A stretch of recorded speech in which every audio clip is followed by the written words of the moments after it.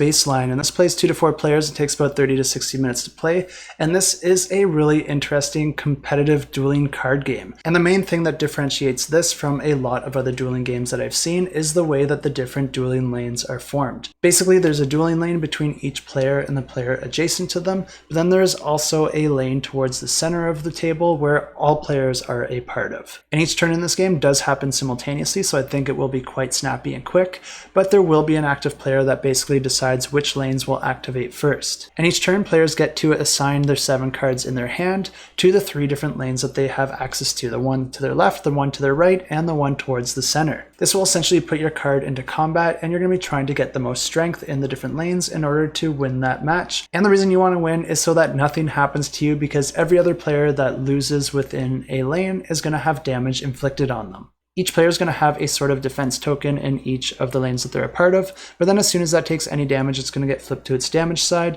and then any additional damage will get inflicted to that player's base. The game ends once all the other players' bases are destroyed, and the last player standing wins the game. But another neat aspect to this game is that players don't have to play all their cards into the different lanes. Instead, they can choose to play it into their own player board, and if they do that, that will allow them to activate an ability on their personal player board, with each of those abilities being different depending on which character's army you are playing as. In addition to their strength, each of the cards can also have different abilities on them as well, so this might dictate which cards you want to put into play and which ones you want to hold back, because some of them will be exhausted permanently while others might come back to your hand, and you can also choose to keep cards in your hand and then use them as additional cards in the next round.